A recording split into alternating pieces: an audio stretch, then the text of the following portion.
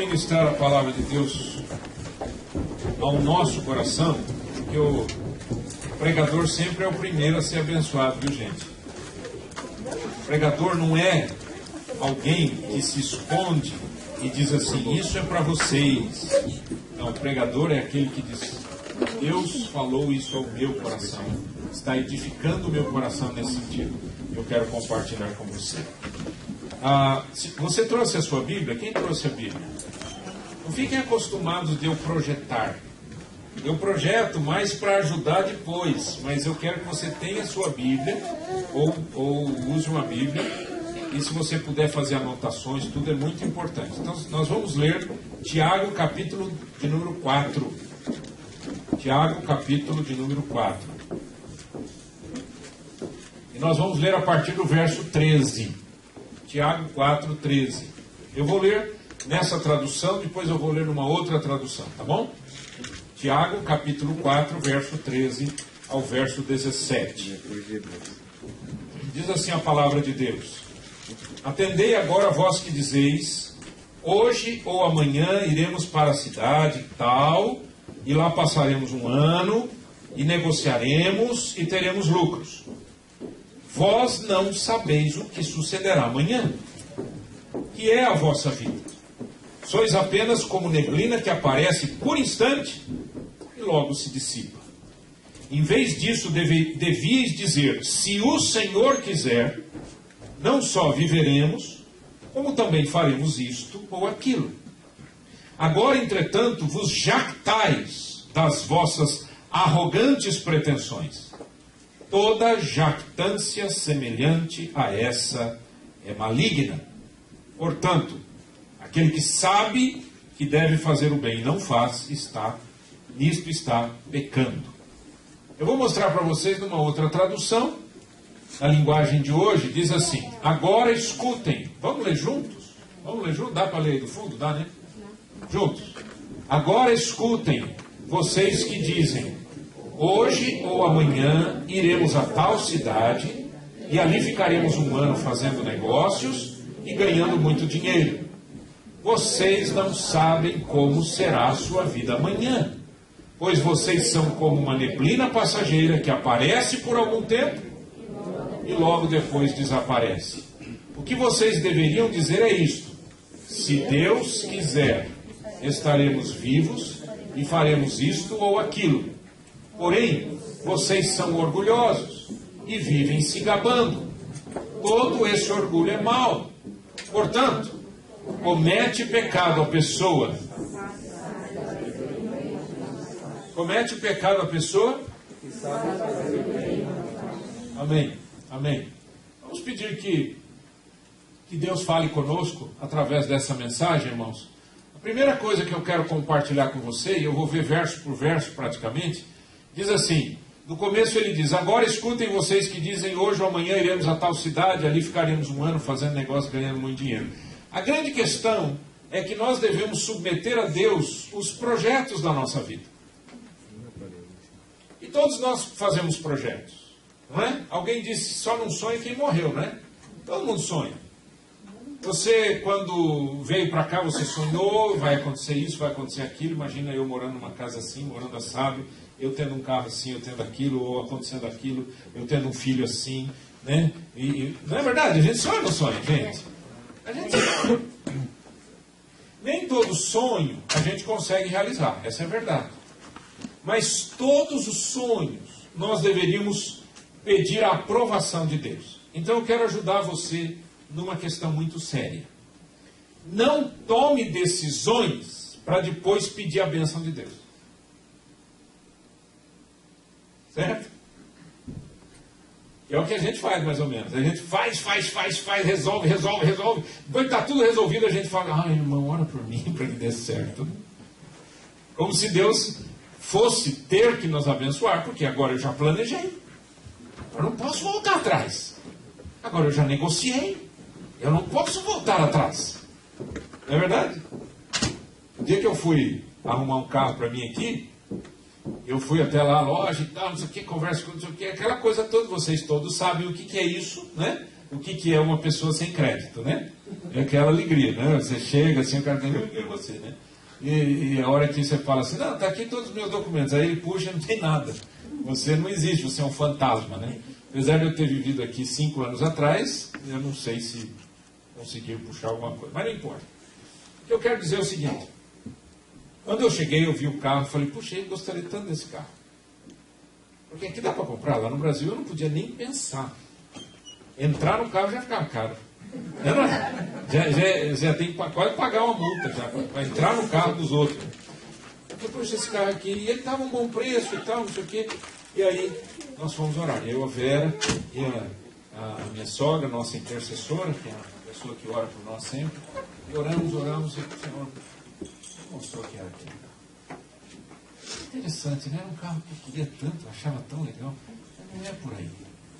E aí nós oramos e o Senhor falou, é esse carro aqui.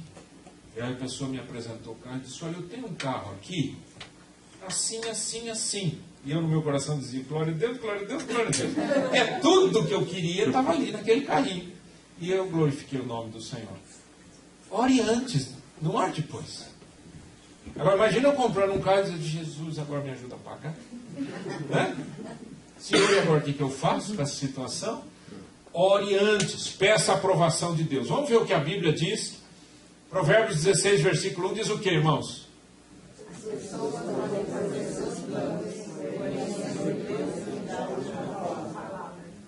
Agora todo mundo junto, porque eu sei que tem gente que gosta de ouvir e tal. Deixa eu explicar uma coisa para vocês, que aí a gente entra numa página só e vocês não ficam chateados comigo.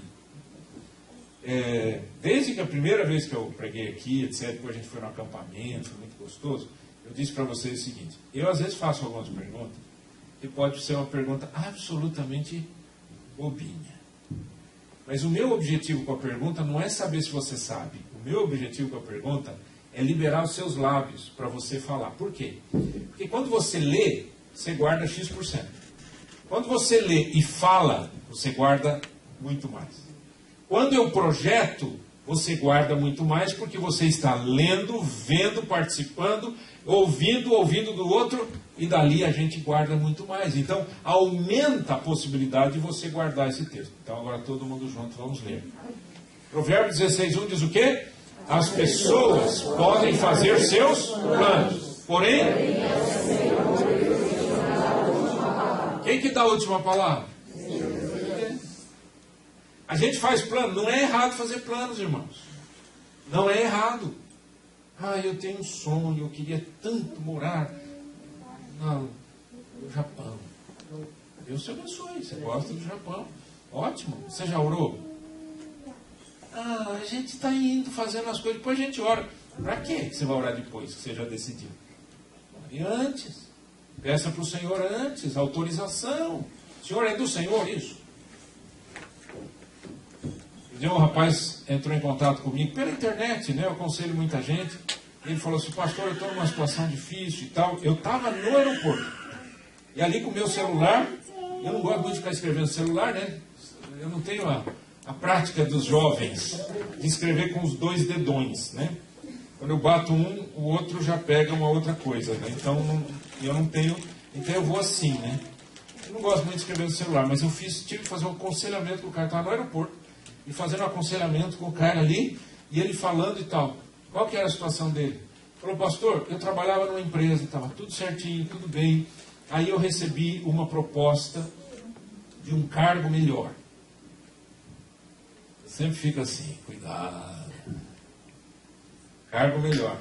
E ele falou assim, o dinheiro não era nem o problema. A pessoa, sabe, quando a pessoa fala isso, eu vou contar um segredo para vocês. Quando a pessoa fala isso é para desculpar uma bobagem que fez. Não estava nem preocupado com dinheiro, sabe? Era assim, era porque eu ia ser diretor, não sei do quê. E que deu? Não deu. É aquilo lá não. Passa um tempo, a pessoa quebra, ou a empresa quebra, porque quem oferece demais muitas vezes não tem para pagar, e é tal, aí quebrou a empresa, aí o cara ficou desempregado, aí começou a comer o patrimônio que ele já tinha comprado, aí vende um terreno, vende casa, vende isso, e vai ficando desesperado. Ele falou, pastor, eu fui ficando numa situação, agora ele falou, abri uma lojinha de bicicleta, estou me sustentando com isso, mas ainda não consigo me sustentar. Minha esposa agora disse para mim, eu cansei, não quero mais, vou me separar de você.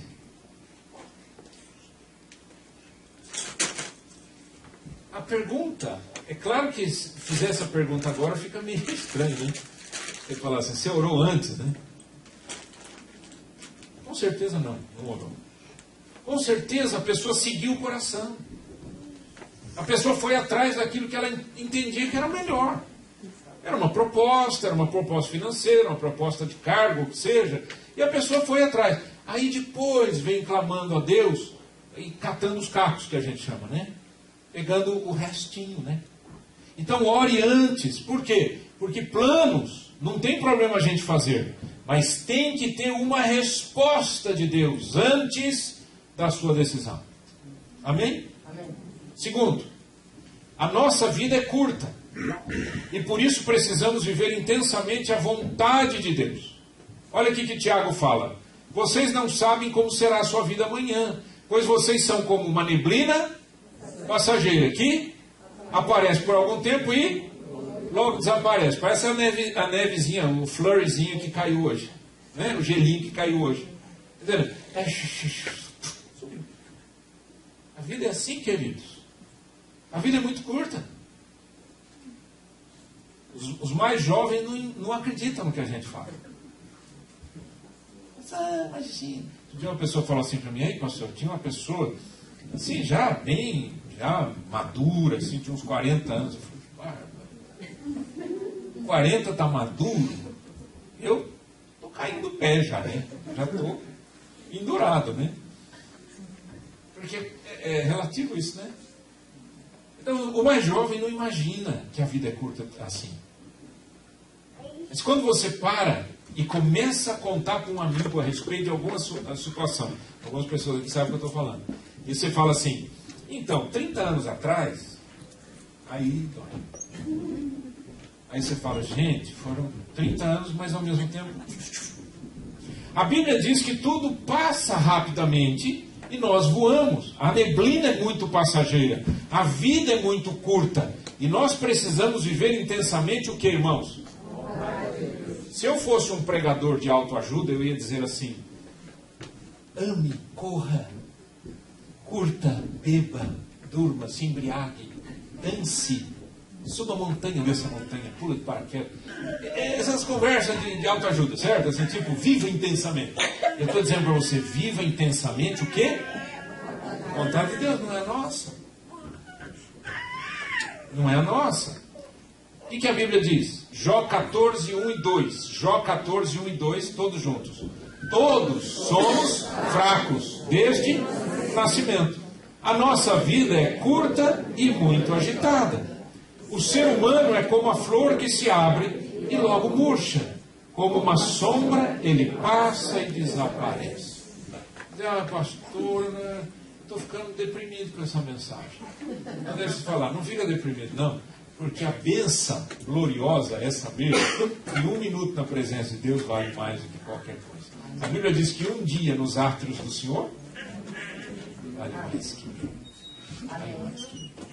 Então, a grande questão é, o tempo passa, a vida passa, tudo é rápido, e eu preciso ter isso em mente. Já que é muito rápido, eu não quero errar. Por quê? Porque nós não temos segunda chance, querido. Vocês já imaginaram? Já pensaram nisso? Você diz, pastor, como não tem segunda chance? A gente ouve todo mundo falar, você sempre tem uma chance. Você tem uma chance, mas numa nova fase da vida. Você não tem a mesma chance naquela fase. Então, se você errou aos 18 anos, não é verdade? Você não vai voltar aos 18 anos para ter a segunda chance. Passou, você agora tem 20. Se você errar com 20, passou, agora você tem 25. O tempo não para.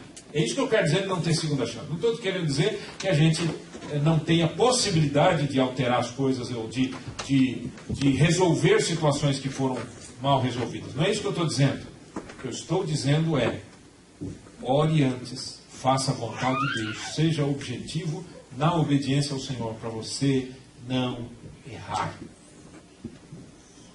E se errar, pastor? Tem um Deus misericordioso, é verdade. Há um Deus que perdoa, há um Deus que restaura. Mas esse mesmo Deus diz que as consequências do nosso erro. Sim ou não? Eu costumo dizer, é ruim porque a gente fala dessas coisas assim, não é muito agradável, mas eu costumo dizer isso, eu sempre falei para os jovens, eu dizia assim, olha, você vê os jovens namorando aí, e dorme aqui, dorme lá, faz isso, faz aquilo, dorme junto, dorme separado, é uma bagunça, né, mano? Namora um, dorme com um, namora outro, dorme com o outro. Aí você vê aquela bagunça toda, e você que é de Jesus, escorrega e acha que não vai te acontecer nada porque você é de Jesus, né? Primeira relação sexual engravida. Vocês já viram isso? Sim ou não? Gente, eu estou cansado de ver isso.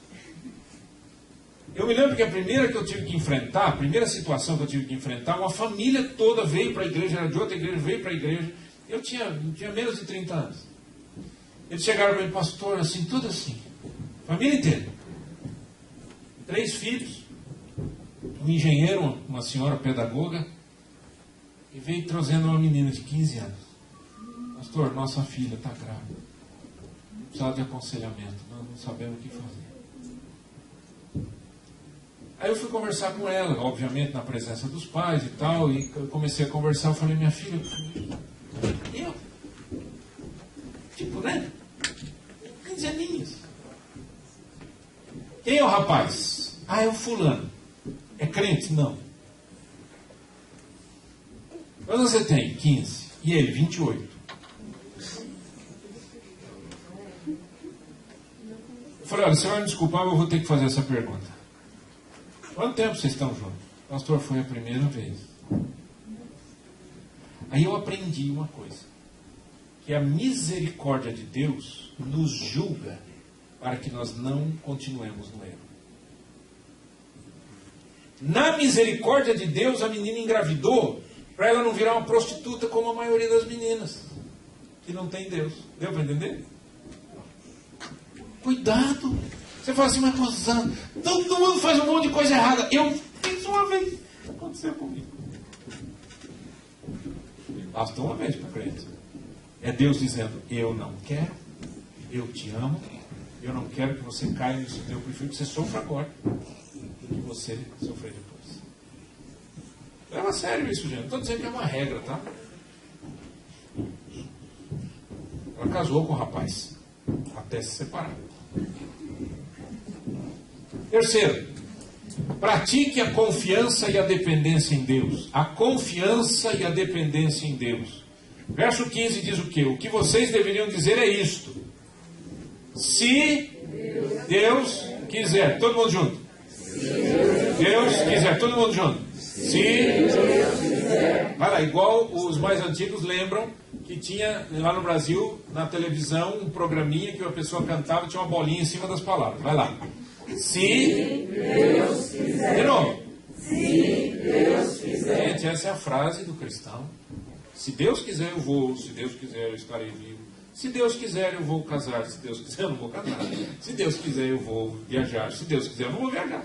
Se Deus quiser eu compro, se Deus quiser eu não compro. Se Deus quiser estaremos vivos e faremos isto ou aquilo.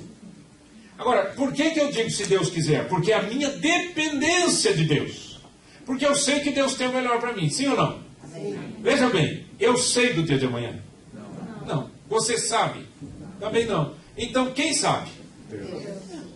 Quando eu digo Senhor, se o Senhor quiser, o que eu estou fazendo? Eu estou dando na mão de Deus, né? Não que eu... Tudo é de Deus, mas eu estou colocando nas mãos de Deus a minha confiança e a minha dependência. Se o Senhor quiser. E se o Senhor não quiser? Eu me lembro uma vez que eu ouvi um testemunho, era assim. Tinha uma missionária que foi mandada para a África. Caso real, viu, gente? Não é conversinha, não. A moça foi mandada para a África e ela, eu acho que, eu não sei se ela encontrou o príncipe encantado dela no próprio campo missionário, eu não me lembro exatamente o que aconteceu, mas ela se casou. E na lua de mel, eles foram para um safari, não é safari, um tipo de um zoo, esses abertos, né? Esses abertos, não é aquele que o animal fica fechado, né? Você que fecha, você que fica fechado, né? E ela foi, e um búfalo matou ela, na lua de mel. Aí você diz assim, gente, que desgraça, pastor, por quê? Pastor, eu não vou dormir enquanto eu não entender o porquê. Vai ficar acordado o resto da sua vida. Mas é verdade, e quem somos nós para saber por quê? Alguma coisa eu sei. Deus sabia do futuro? Sabia. Aí, pastor, coitadinha não, já está melhor que nós. O Senhor, para sempre, tá? Não tem inflação, tem que pagar 15%. Não tem doença. Casou, né? Eu não sei porquê. É isso que a gente tem que... Quando eu dependo de Deus, eu não pergunto por quê. Eu dependo de Deus. Eu aceito a vontade dele. Quando a gente começa a aceitar a vontade de Deus, a gente fica menos tenso e menos estressado. Vamos ver o que a palavra de Deus diz em Daniel capítulo 2. Disse Daniel, seja bendito o nome de Deus, de eternidade a eternidade, porque dele é o quê? A sabedoria e o... É ele quem muda o tempo e as... Olha aí. Deus pode mudar até as estações. Nevar no outono. Eu falei hoje com a minha mãe, ai filho, está um calor terrível aqui. A cidade dela já é quente. Está mais quente. Esses dias deu 42,5 no Rio de Janeiro. Não é? É para cozinhar o cérebro, como diz o outro, né? Mas é Deus quem faz o quê? Ele muda o quê? O tempo e as estações. Ele remove reis e estabelece reis. Ele dá sabedoria aos sábios e entendimento aos inteligentes. Quem é que faz? É Deus. Quem é que determina? É Deus. Eu não aceito certas coisas. O problema é seu que você não aceita. Deus não vai mudar porque a gente não aceita. Deu para entender, não? Só a gente sofre com esse pensamento bobinho. Descansa no Senhor. Pastor, mas eu não entendo tanta tragédia, tanto não sei o quê. Filho, eu também não entendo. Mas existe alguma razão em algum lugar, e eu não estou dizendo que é Deus o dono das tragédias. Não é isso. O que eu quero dizer é que o nosso Deus tem todo o poder nos céus e na terra para alterar situações que nós não temos condições. Por quê? Porque quem é que tem condições de mudar o tempo? Você tem condições? Hoje vou para o culto, deixa eu aqui aumentar a temperatura do mundo. Não dá. Não gosto de inverno, vamos pular. Do outono a gente vai direto para a primavera. Olha que delícia. Dá para você fazer isso? Mas se Deus quiser fazer, Ele faz. Amém. Se Deus quiser fazer, Ele faz. E esse é o nosso Deus, por isso que eu devo depender dEle. Versículo 16. Olha só que Tiago fala. Porém, quer dizer, tudo isso que eu falei são princípios. Aí Tiago diz, porém, vocês são orgulhosos e vivem se gabando. Todo esse orgulho é soberba. Deus quer o melhor para a nossa vida, mas Ele não aceita a soberba humana. Olha o que diz a Bíblia em Jó 33. Pelo contrário, Deus fala de um modo, sim, de dois modos. Mas o homem não atenta para isso. Em sonho ou em visão de noite, quando cai sono profundo sobre os homens, quando adormecem na cama, então lhes abre os ouvidos e lhes cela a sua instrução para apartar o homem do seu desígnio e livrá-lo da soberba, para guardar a sua alma da cova e a sua vida de passar pela espada.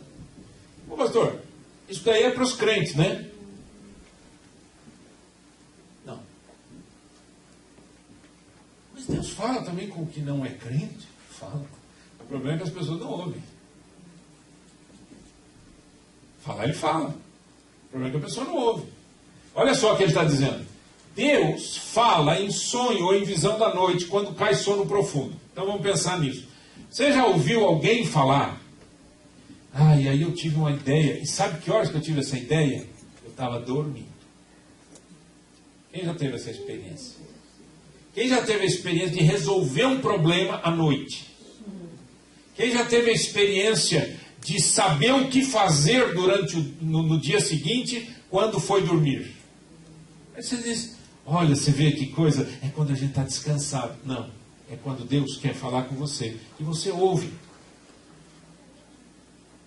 Irmãos, olha, eu não sei qual é o tamanho do teu Deus, mas o meu Deus usa a mula para falar com o profeta. Não é o profeta para falar com a mula. É a mula para falar com o profeta. O meu Deus abre o mar quando Ele quer abrir o mar. E Ele fecha o mar quando Ele quer fechar o mar. Esse é o nosso Deus. Não diminua o tamanho de Deus. Não coloque Deus numa caixinha e diz assim, Deus só fala com essas pessoas. 2, 3, 4. Ele fala com todos. O problema não é Ele falar. O problema é as pessoas ouvirem. Ele diz aqui, ó. Deus fala de um modo, sim, de 2 modos, mas o homem não atenta para isso. O ser humano não ouve. E Deus fala e a gente não ouve. E Deus fala e a gente não ouve. E Deus fala e a gente não ouve. Aí depois a gente reclama com Deus. Por que, Senhor? Deus, porque eu falei e você não ouviu. Eu comentei com você durante a noite e você não ouviu. Você não parou. Você não parou para ouvir o que eu tenho para falar para você, porque você está ocupado com os seus planos, os seus projetos. Verso 17. Portanto, agora aqui que eu acho interessante. Sobre o que nós estamos falando até agora? Planos, projetos, dependência de Deus, confiar no Senhor, até isso, não é isso? Aí Tiago fecha. Por que eu sei que ele está fechando? Por causa do portanto. Ele diz, portanto, comete pecado a pessoa que sabe fazer o bem e não faz. Vamos pensar um pouco nisso? O que é eu saber fazer o bem e não fazer?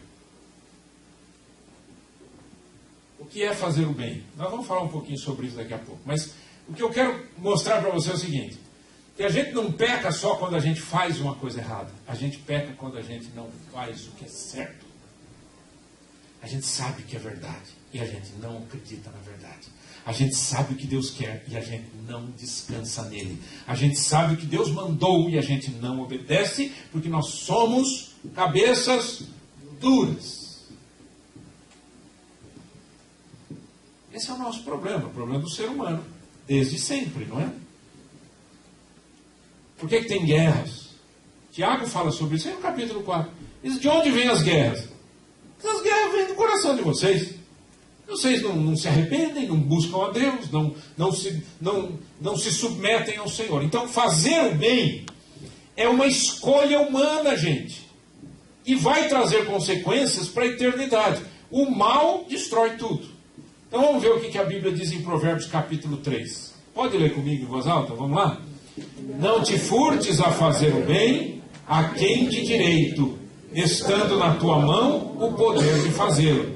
Não digas ao teu próximo, vai e volta amanhã, então tu darei, se o tens agora contigo. Você sabe o que tem que fazer? Faça. A decisão, isso que é interessante, não te furtes a fazer o bem a quem de direito. Esse fazer o bem é uma decisão humana. Vamos ver o que é esse fazer o bem. Eu peguei essa fotografia, ela correu o mundo aí pela internet. Me parece, eu não sei se é exatamente no Rio de Janeiro ou não é, eu não sei. Só sei que esse senhor, deve ser, né? Esse senhor resolveu tirar o chinelo que estava no pé e dar para essa senhora coitadinha que mora na rua, não tem nada. Olha a expressão dela. O corpo fala, não fala? Isso não é montagem, viu, gente? É real. Olha o corpo dela. Olha a vergonha dessa senhora e esse homem se abaixando para dizer, olha, calça esse chinelo, senhora. Ela não tinha nada, gente. Olha essa roupa. E esse homem, ele está com um short e uma camiseta. Ele não vai arrancar a roupa aqui. Mas ele falou, bom, esse chinelo aqui eu compro outro depois. Está na mão para fazer, é isso que a Bíblia diz. Está na mão para fazer? Faça. Não precisa esperar. Certo? Ele poderia passar por essa senhora, né? De chinelão e tal. Ah, não vou tirar não, porque vai queimar meu pé, né? Está quente esse negócio aqui, né? Eu não vou tirar o meu chinelo. E aí passar pela senhora, olhar pela senhora e falar assim, esse governo, viu? Se esse governo fosse diferente. Não é? É o que a gente faz. A gente sempre arruma desculpa para alguém fazer. E nós sempre sabemos o que é melhor. Mas a Bíblia diz, aquele que sabe fazer o bem e não faz, comete pecado. Vou repetir. Aquele que sabe fazer o bem e não faz, comete pecado. Então, pecado não é só transgredir. Pecado é deixar de ser bênção. Pensa nisso. Segundo lugar, fazer o bem é uma consequência da vida cristã. Todos nós gostamos desse texto aqui de Efésios, né? Diz o quê? Pela graça, sois salvos mediante a fé. E isto não vem de vós, é dom de Deus. Não de obras, ninguém é salvo pelas obras, para que ninguém se glorie. Esse é o verso 8 e o verso 9. E o verso 10? Pois somos feitura dele, criados em Cristo Jesus, as quais Deus, de antemão, quem preparou essas obras? Deus. Para quem? Nós quem? Os que estão em Cristo. É consequência, gente. Versículo 8 e 9 fala que ninguém é salvo pelas obras. Mas uma vez salvo, nós somos salvos para as boas obras. Então as boas obras existem na vida do cristão como um reflexo da sua espiritualidade, do seu coração cheio da graça de Deus e da sua salvação em Cristo.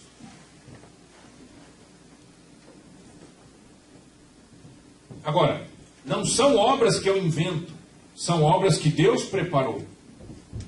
Quem preparou? Deus. E Ele preparou para que eu ande nessas obras. Ele falou o que é. A Bíblia diz isso, né? Em alguns textos fala sobre isso. O que é que o Senhor requer de ti? Deuteronômio capítulo 10. O que é que o Senhor requer de ti, senão que ames o Senhor teu Deus, que andes em todos os teus caminhos, que o obedeças, que o sirvas, que obedeça a todos os seus mandamentos para o teu bem, diz lá em Deuteronômio capítulo 10. Olha que bonito. O que é que o Senhor requer de ti? Nós já sabemos o que Deus quer de nós. Essas são as obras que nós devemos andar nelas. Terceiro, o amor fraterno entre irmãos, né, é a base para o amor expresso a todas as pessoas. Leia comigo Gálatas 6. E não nos cansemos de fazer o bem, porque a seu tempo ceifaremos, se não desfalecermos. Por isso, façamos o bem a todos, mas... Interessante, né? Ele diz, façamos o bem a todos. O cristão é bênção para todo mundo. Mas ele diz, principalmente para a família da fé. Você sabe que tem uma pessoa aqui na igreja, que vem aqui, por exemplo, e ela está precisando de uma carona, está com dor no pé, etc. Vai ter que andar não sei até onde para pegar o metrô, para chegar até em casa e tal. Você vai mais ou menos para a mesma região, mas não vai exatamente passar na frente da casa da pessoa.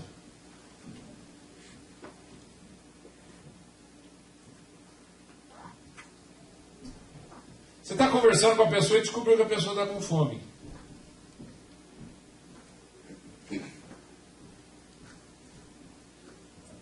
Não vem com essa conversa. A igreja tinha que se preocupar com essas pessoas. Quem é a igreja? Essas paredes aqui. Pede para as paredes fazerem alguma coisa. A igreja é o pastor? Pastor? Pastor não é a igreja, pastor é mesmo. Você mesmo é a igreja. Quem é que é a igreja? Somos nós. Nós fazemos para a glória de Deus. Agimos pela fé. Agora, quando você for bênção para alguém, faça, mas não desfaça. Sabe como é que você desfaz? Olha aqui que diz a Bíblia, Mateus 6. Quando, pois, deres esmola, não toques trombeta diante de ti, como fazem os hipócritas nas sinagogas e nas ruas, para serem glorificados pelos homens. Em verdade vos digo que eles já receberam a recompensa. Tu, porém, ao dares esmola, ignore a tua mão esquerda o que faz a tua mão direita, para que a tua esmola fique em secreto, e teu pai que vem em secreto te recompensará. Certo? Deus vai receber porque você fez para a glória dele e não para a sua glória. Porque se você toca a trombeta, é para a sua glória. Agora, a Bíblia diz, façamos o bem a todos, principalmente aos da família da fé. Eu vou dizer, antes da família da fé, a sua própria família.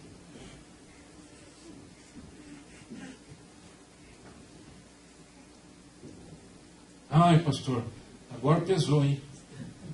Oh, minha mãe lá está com os problemas, meu pai. Mas fazer o quê? Ele não pode fazer nada. Eu não sei se você pode fazer, se você não pode fazer. Não é nem a minha obrigação, nem meu dever, nem nada. Eu não nasci para ser fiscal. Glória a Deus eu não sou. E glória a Deus eu não sei.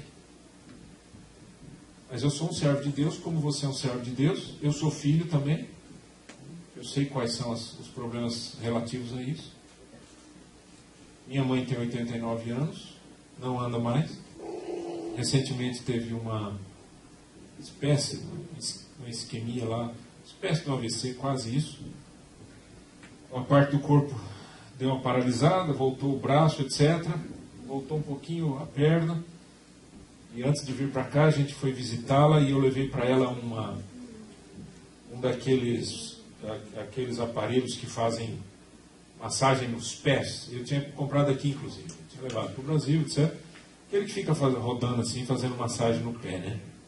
Eu falei, olha, mãe, eu trouxe isso aqui para a senhora, eu queria que a senhora usasse aí e tal, não sei o que. E liguei, pus no pezinho dela. E falei, ei, tá sentindo? Ela falou assim, só no direito. Direito, né? Só no direito. E o pé esquerdo lá naquela bola, aquele troço. Blum, blum, blum. Eu olhei assim e falei, eu não sabia que ela estava sem sensibilidade. E já há alguns anos, eu e meus irmãos nos cotizamos e a gente faz o que pode fazer, com sacrifício, muitas vezes. E a gente pega dinheiro do bolso e paga a cuidadora, paga alguém para ficar com ela, para dormir com ela, para cuidar dela, não anda. Ela precisa de comida na boca, ela já está com problema de incontinência, e ela precisa de fralda. Eu estou longe, a outra irmã longe, o outro irmão longe, só uma irmã que está perto, e fica cuidando das coisas ali, gerenciando as situações. Vou largar minha mãe, vou mandar minha mãe para um depósito de velhinhos? Ah, mas não custa? Custa. Opa, na hora que eu mando dinheiro para lá, assim, eu falo, ops, esse dinheiro aqui é importante aqui para minha família. Mas... pergunta para mim se faltou 1 centavo para mim até hoje. Porque quando você faz o bem, principalmente a sua casa, a sua família, Deus providencia o que você precisa. Eu não tenho dúvidas disso, queridos. A Bíblia inteira, de Gênesis a Apocalipse, é um livro de amor. De Gênesis a Apocalipse, a Bíblia é um livro de amor. Mas se tiver bem difícil aí, precisa levantar, fica levantando, hein? Você está gravidinha aí, tá doendo aí, levanta e anda. Não tem problema não, tá? Eu não ligo, tá? Mas a Bíblia inteira, gente, é um livro de amor. De bondade, de misericórdia. É um livro de amor. A gente é que olha a Bíblia e fala assim, nossa, que versículo pesado, nossa, que versículo não sei o quê, nossa, isso. Tem o juízo, tem o julgamento, mas a Bíblia inteira é um livro de amor, é um livro de bondade, é um livro de dádiva. Você tem uma ideia? Quando você estuda sobre dízimos na igreja, na Bíblia, quando você estuda sobre dízimos na Bíblia, os dízimos tinham várias categorias. Tinha um determinado dízimo que era, as pessoas eram tido uma primícia, a pessoa pegava aquilo de 3 em 3 anos e ela ia. É sério que eu estou falando? É muito sério. Por quê? Porque a pessoa não para pensar, a minha casa tem que ser uma bênção.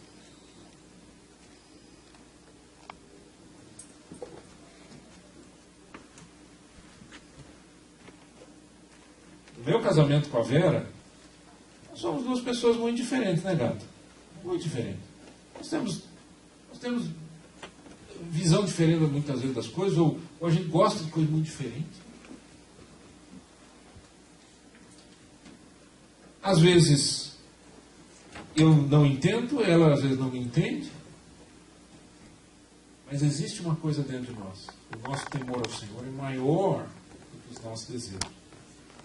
Então o nosso cuidado um para com o outro supera os defeitos e as dificuldades que a gente tem entre nós. Que não são também tão grandes, mas podem ficar grandes quando você não leva Deus a sério. Qualquer relacionamento fica ótimo ou fica horrível, dependendo de você. Você sabe fazer o bem e não faz? E eu sempre tenho no meu coração o seguinte, eu sempre disse isso para a minha igreja.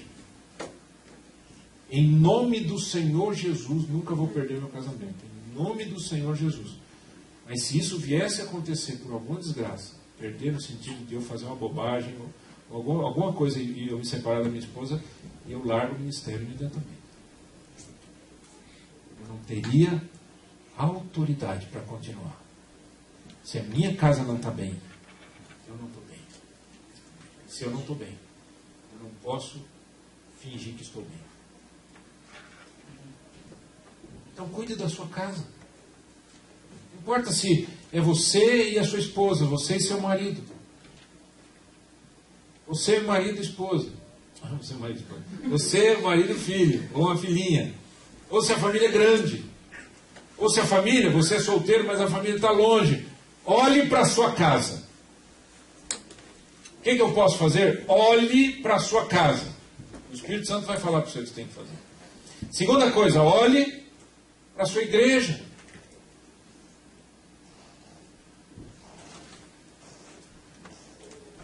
Eu sou muito observador, irmãos.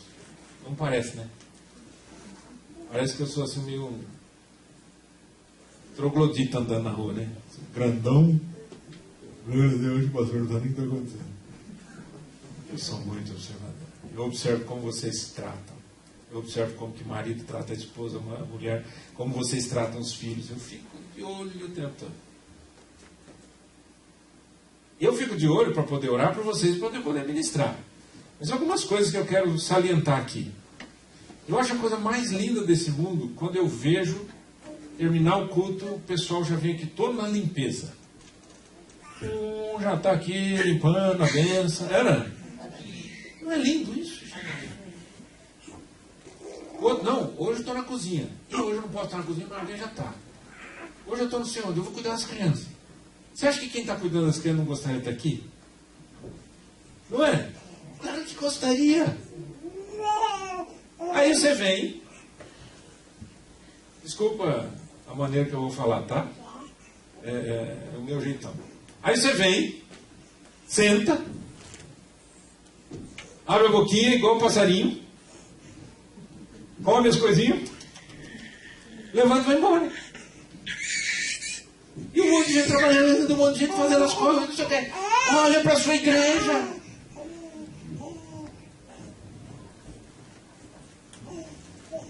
Olha para a sua igreja. Está vendo que tem alguém ali que está cansado? Meu irmão, hoje é o seu dia de limpar, é. Está com a carinha de cansado e hoje faz 2 dias que eu não durmo. Vai embora, deixa que eu limpo. É aquilo que a gente chama de render o outro, né? Render o serviço, né? Deixa o outro. Olha para a sua igreja, quem está precisando? Eu fui pastor de uma igreja aqui no Canadá, igreja canadense. Um dia eu olhei para os jovens e falei, gente, vocês não têm amor pela igreja? Vocês metem o pé em cima do banco. Falei assim, o que eu estou falando? Só que, obviamente, meu inglês castiço. Só Deus sabe como é que eu explicava essas coisas. Não, vocês não amam a igreja? Eu estou pregando aqui, vocês estão pesando em cima do... Veio uma menina, terminou o culto, veio uma jovenzinha. Pastor, eu queria falar com o senhor. Eu disse, não, filha. Eu vim aqui te pedir perdão, porque eu sou uma dessas pessoas que fica pondo o pé em cima do banco. Nunca mais vou fazer isso. Abracei ela e falei, filha, parabéns. Olha para o que está acontecendo. É a mesma coisa, você está andando assim, tem um papel no chão. Nossa, ninguém pega o papel e sai. Por que você não pega? Uma coisinha simples que eu estou falando, mas existem outras situações mais complexas. Nós queremos fazer um trabalho forte da escola dominical. Nós vamos ter essa escola dominical durante o culto. Não vai ser mais uma escola dominical antes do culto. Você, papai, você, mamãe, vai ter o seu filho tendo uma escola dominical aqui em cima, acontecendo desde o comecinho do culto. Vai ser uma bênção. Estamos trabalhando para isso. Sabe o que a gente precisa? Gente,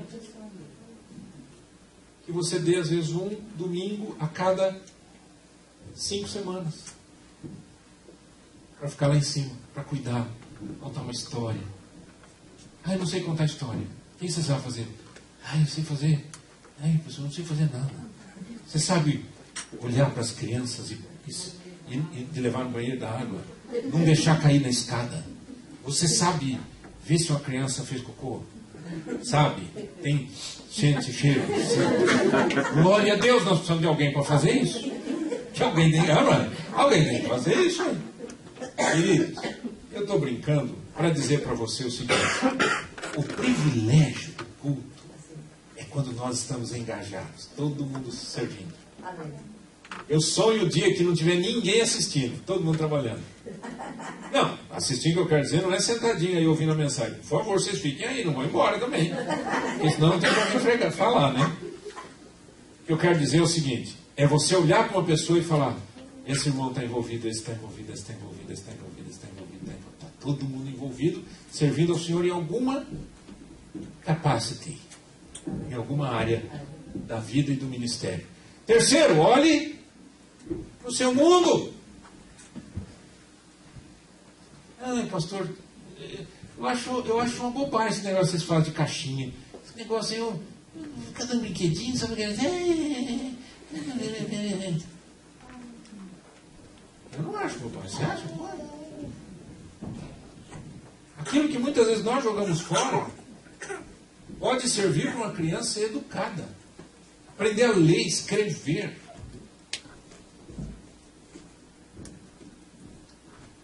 Não é só isso. Esse trabalho é um trabalho missionário. Tem gente que vai, conta historinha, prega o evangelho, faz apelo, ora pelas crianças.